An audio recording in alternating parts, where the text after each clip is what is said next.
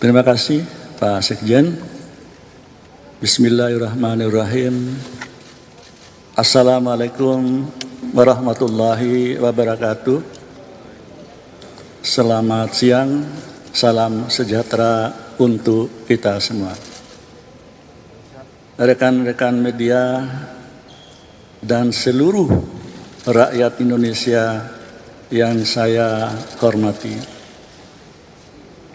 Menyikapi perkembangan terakhir terkait dengan putusan Majelis Kehormatan Mahkamah Konstitusi, ada beberapa hal yang harus saya sampaikan untuk meluruskan berbagai fakta sebagai berikut.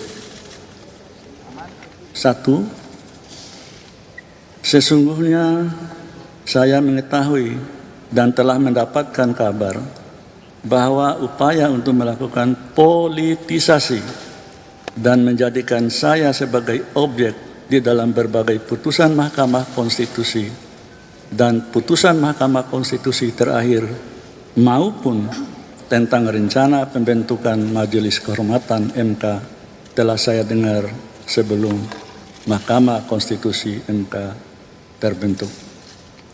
Jadi saya ulangi, telah saya dengar jauh sebelum Majelis Kehormatan MK terbentuk. 2. Namun, meski saya sudah mendengar ada skenario yang berupaya untuk membunuh karakter saya, tetapi saya tetap berbaik sangka, berhusnudzon, karena memang sudah seharusnya begitulah cara dan karakter seorang Muslim berpikir. 3. Saya berkeyakinan tidak ada selembar daun pun yang jatuh di muka bumi ini tanpa kehendaknya, dan sebaik-baik skenario manusia tentu jauh lebih baik skenario Allah Subhanahu wa Ta'ala, Tuhan yang Maha Kuasa. 4. Sejak awal saya sudah mengatakan bahwa jabatan itu adalah milik Allah Subhanahu wa Ta'ala, Tuhan yang Maha Kuasa, sehingga pemberhentian saya sebagai Ketua Mahkamah Konstitusi tidak sedikit pun membebani diri saya. Saya yakin dan percaya bahwa di balik semua ini, insya Allah ada hikmah besar yang akan menjadi karunia bagi saya dan keluarga besar saya, sahabat dan handai taulan, dan khusus bagi Mahkamah Konstitusi dan nusa dan bangsa. 5. Namun demikian wajib bagi saya untuk meluruskan beberapa hal agar publik memahami tentang apa sesungguhnya yang terjadi. 6. Yang pertama, meski saya mengetahui tentang rencana dan adanya skenario terhadap diri saya melalui pembentukan Majelis Kehormatan Mahkamah Konstitusi, saya tetap memenuhi kewajiban saya sebagai Ketua MK untuk membentuk Majelis Kehormatan Mahkamah Konstitusi sebagai bentuk tanggung jawab amanah jabatan yang diembankan kepada saya selaku Ketua Mahkamah Konstitusi. 7. Yang kedua, saya menyayangkan proses peradilan etik yang seharusnya tertutup sesuai dengan peraturan Mahkamah Konstitusi dilakukan secara terbuka. Hal itu secara normatif tentu menyalahi aturan dan tidak sejalan dengan tujuan dibentuknya Majelis Kehormatan yang ditujukan untuk menjaga keluhuran dan martabat hakim konstitusi, baik secara individual maupun secara institusional. Kedelapan, begitu pula halnya tentang putusan Majelis Kehormatan Mahkamah Konstitusi. Meski dengan dalih melakukan terobosan hukum dengan tujuan mengembalikan citra Mahkamah Konstitusi di mata publik, hal tersebut tetap merupakan pelanggaran norma terhadap ketentuan yang berlaku. Namun, sebagai Ketua Mahkamah Konstitusi saat itu, saya tetap tidak berupaya untuk mencegah atau intervensi terhadap proses atau jalannya persidangan Majelis Kehormatan Etik yang tengah berlangsung. 9, yang merupakan ketiga, penting untuk diketahui dan dipahami oleh seluruh masyarakat Indonesia bahwa saya adalah hakim konstitusi yang berasal dari Mahkamah Agung yang telah meniti karir sejak tahun 1985. Artinya, sudah hampir 40 tahun saya menjalani profesi hakim, baik sebagai hakim karir di bawah Mahkamah Agung maupun hakim di Mahkamah Konstitusi sejak tahun 2011. Dan telah saya jalani tanpa melakukan perbuatan yang tercela. Saya tidak pernah berurusan dengan komisi yudisial atau badan pengawas Mahkamah Agung. Juga tidak pernah melanggar etik sebagai hakim konstitusi sejak diberi amanah pada tahun 2011. Ke-10, yang merupakan bagian keempat. Saya menyadari dengan sepenuh hati ketika menangani perkara pengujian undang-undang pemilu, khususnya terkait dengan batas usia capres dan cawapres, perkara tersebut sangat kuat nuansa politiknya. Namun, sebagai hakim konstitusi yang berasal dari hakim karir, saya tetap patuh terhadap asas dan ketentuan hukum yang berlaku. Sedari awal, sejak menjadi hakim dan hakim konstitusi, saya mengatakan bahwa jika seorang hakim memutus tidak berdasarkan suara hati nuraninya, maka sesungguhnya dia sedang menghukum dirinya sendiri. Dan pengadilan tertinggi sesungguhnya adalah pengadilan hati nurani. Oleh karena itu, saya tidak pernah takut dengan tekanan dalam bentuk apapun dan oleh siapapun dalam memutus sebuah perkara sesuai dengan keyakinan saya sebagai hakim yang akan saya pertanggungjawabkan kepada Allah Subhanahu wa Ta'ala, Tuhan yang Maha Kuasa. 11.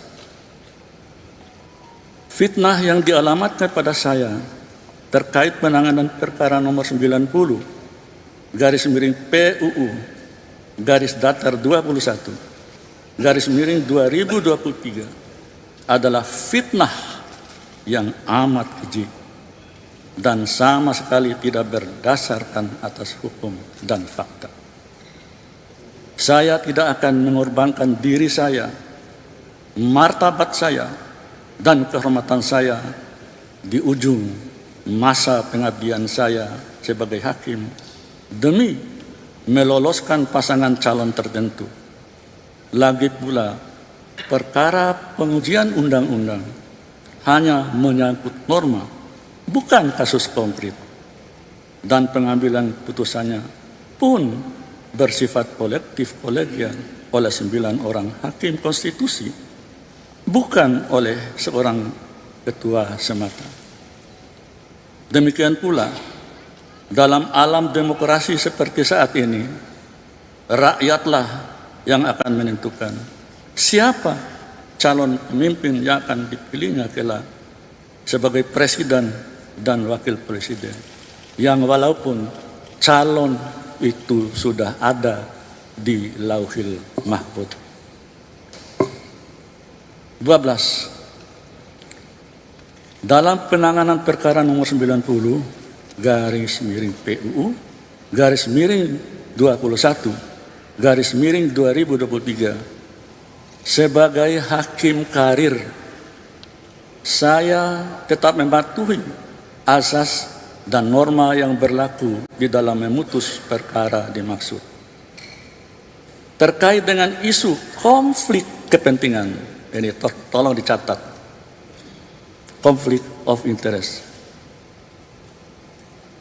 supaya tidak terjadi salah persepsi rekan-rekan wartawan maupun seluruh rakyat Indonesia.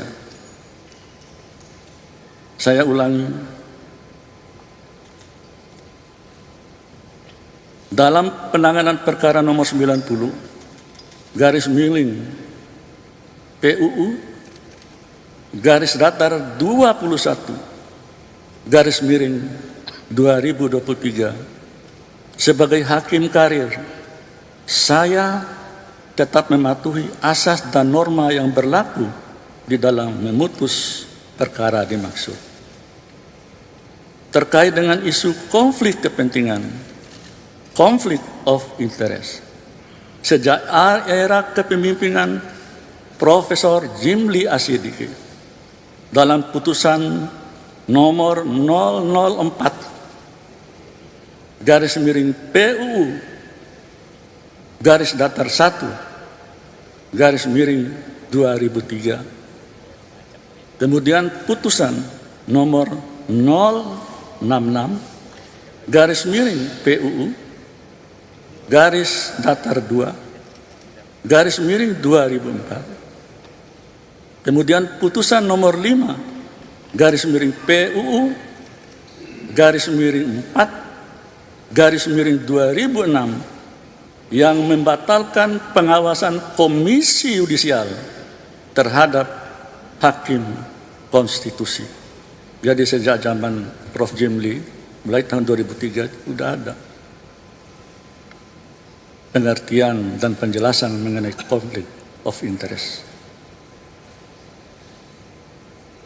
Saya sambung.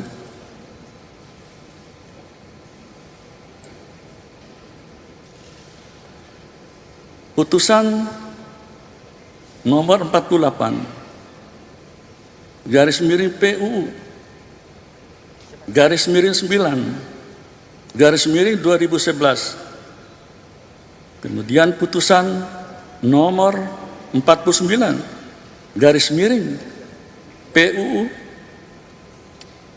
garis datar 9 garis miring 2013 di era kepemimpinan Profesor Dr. Mahfud MD.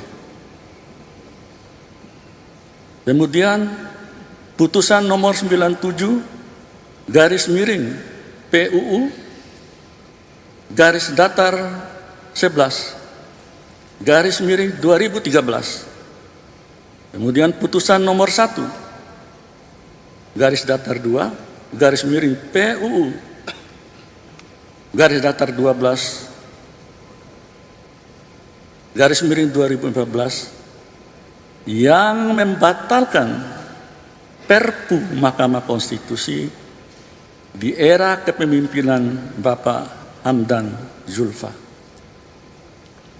Lalu putusan perkara nomor 53 garis miring PUU garis datar 14 garis miring 2016, kemudian putusan nomor 53 garis miring PUU garis datar 14 garis miring 2016 di era kepemimpinan Profesor Dr. Arif Hidayat.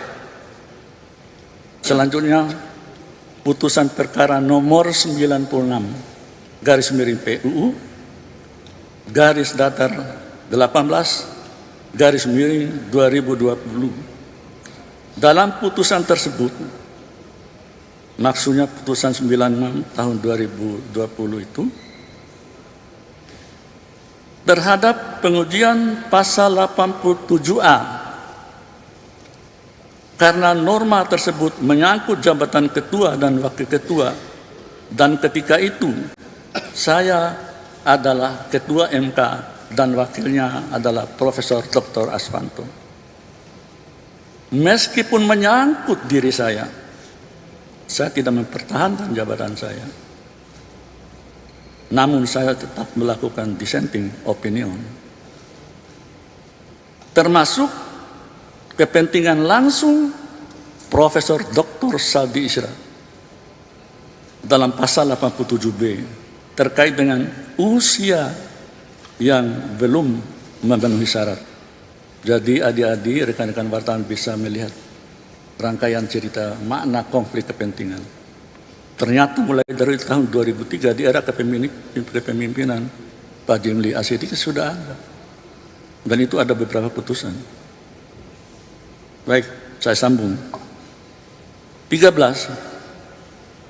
Dengan berbagai jurisprudensi di atas yang pada intinya menjelaskan bahwa perkara pengujian undang-undang di Mahkamah Konstitusi adalah penanganan perkara yang bersifat umum, bukan penanganan perkara yang bersifat pribadi atau individual yang bersifat private. Maka berdasarkan jurisprudensi di atas dan norma hukum yang berlaku, pertanyaannya adalah, apakah sebagai hakim konstitusi dan ketua Mahkamah Konstitusi saya harus mengingkari putusan-putusan terdahulu? Saya ulangi biar jelas. Apakah sebagai hakim konstitusi dan ketua Mahkamah Konstitusi saya harus mengingkari putusan-putusan terdahulu karena disebabkan adanya tekanan publik atau pihak tertentu atas kepentingan tertentu pula? Atau saya harus mundur dari penanganan perkara 96 garis miring PUU garis miring 18 garis miring 2020 demi menyelamatkan diri sendiri? Sebagaimana saya jelaskan di atas, jika hal itu saya lakukan, maka sama halnya saya menghukum diri saya sendiri karena tidak sesuai dengan keyakinan saya sebagai hakim dalam memutus perkara. Bahkan secara logis sangat mudah bagi saya untuk sekedar menyelamatkan diri sendiri dengan tidak ikut memutus perkara tersebut, karena jika niat saya dan para hakim konstitusi untuk memutus perkara tersebut ditujukan untuk meloloskan pasangan calon tertentu, toh juga bukan kami yang nantinya punya hak untuk mengusung calon presiden dan calon wakil presiden, dan yang akan menentukan siapa calon pasangan terpilih kelak tentu rakyatlah yang menentukan hak pilihnya melalui pemilihan umum. 14. Telah berulang kali saya sampaikan di hadapan publik nukilan ayat Quran dan kisah-kisah di zaman Rasulullah dan para sahabat tentang pentingnya berlaku adil, apalagi bagi seorang hakim. Namun fitnah yang keji justru datang kepada saya bahwa saya dianggap menggunakan dalil agama untuk kepentingan tertentu. Na'udzubillahi min dzalik. Padahal hal tersebut saya lakukan karena merupakan keyakinan saya sebagai seorang muslim dan berlatar belakang yang merupakan alumni pendidikan guru agama. 15. Saya tidak pernah berkecil hati sedikit pun terhadap fitnah yang menerpa saya, keluarga saya selama ini. Bahkan ada yang tega mengatakan MK sebagai mahkamah keluarga. Masya Allah. Mudah-mudahan diampuni oleh Allah Subhanahu wa Ta'ala. Namun fitnah keji yang menerpa saya, bahwa saya memutus perkara tertentu berdasarkan kepentingan pribadi dan keluarga. Hal itulah yang harus diluruskan. Seorang negarawan harus berani mengambil keputusan demi generasi yang akan datang. Jadi sebuah keputusan Mahkamah Konstitusi bukan berlaku untuk hari ini, tapi berlaku untuk generasi yang akan datang. Berbeda hanya dengan politisi, ya mohon maaf,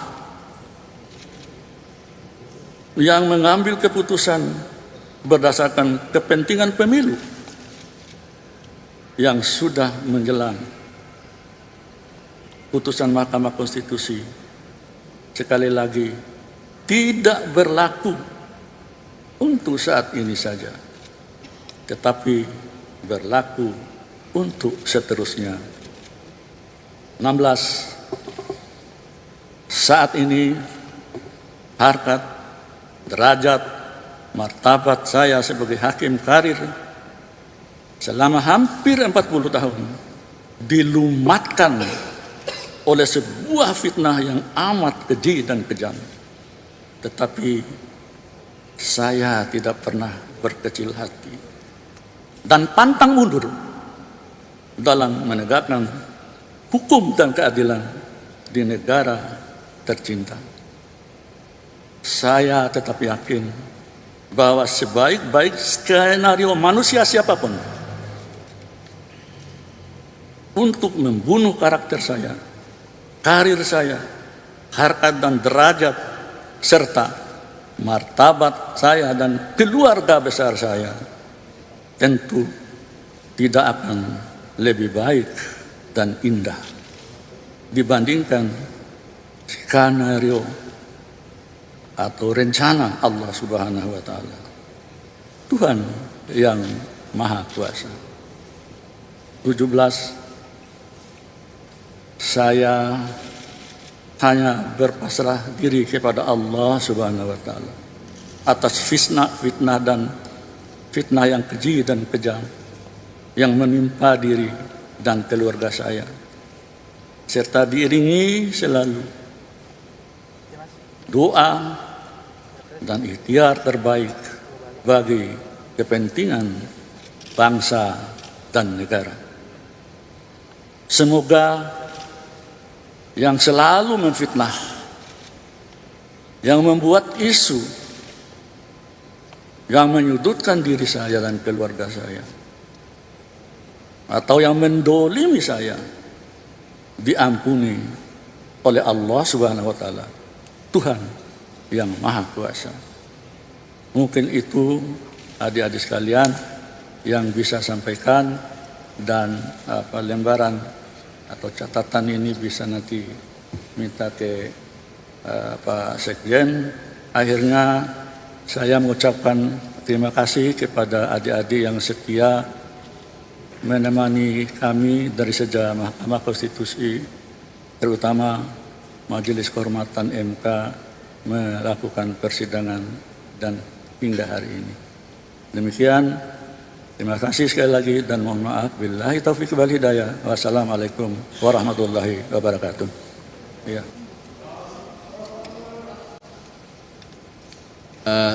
Terima kasih teman-teman pers, terima kasih Prof. Anwar. Demikian respon Prof. Anwar atas putusan MK dan melihat perkembangan terakhir. Saya kira itu teman-teman pers. Kami boleh menyampaikan yang lain. Ya. Dan sesuai dengan putusan MK-MK, Mahkamah Konstitusi esok hari pukul 9 akan melaksanakan PMK nomor 6 tahun 2023 tentang pemilihan pimpinan Mahkamah Konstitusi, dimulai dari upaya untuk musyawarah mufakat dan seterusnya. Saya kira itu yang disampaikan. Akhirul kalam, wassalamualaikum warahmatullahi wabarakatuh.